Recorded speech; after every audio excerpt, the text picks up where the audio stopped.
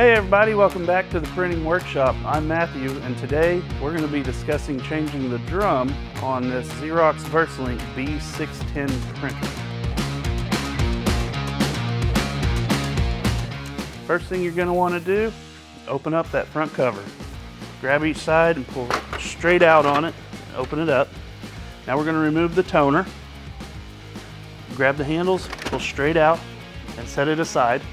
If you look inside, you'll see your drum right here. It has an orange handle. Reach your hand in, grab that orange handle, and pull straight out on the guides, and it should come out with relative ease. Now when you get it out, remember to note not to mess up the green surface of the drum by touching it. Once you have your drum out, you're going to want to clean your LED array.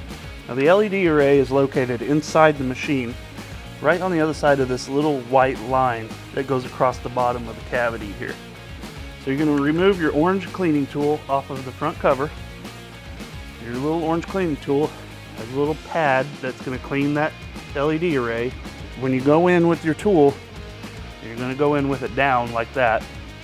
You'll go in and you'll set that cleaning tool down on that silver metal on the front side of the white line.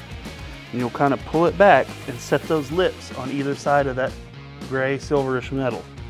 That's how you know you're in the right place.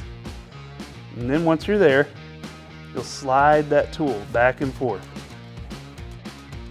And then when you're done, you'll kind of lift it up and pop it out. You'll bring that tool back out and you'll reinsert it into the front cover. You'll take your new drum.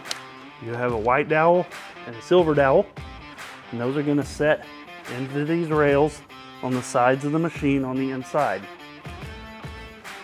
Just be very careful and go slow, and it should just slide right into its home. Once you get it in, you could actually just let go and gravity should let it click it most of the way in place. Give it a good little push for its final click in place. You'll take your toner, set it on the shelf, give it a good push, making sure that it's not catching on either side. Give it a good, even, square snap in place.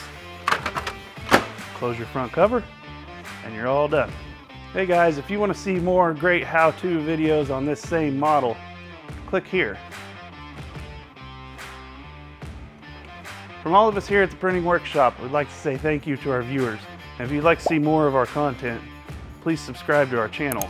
Also, make sure and hit that like button.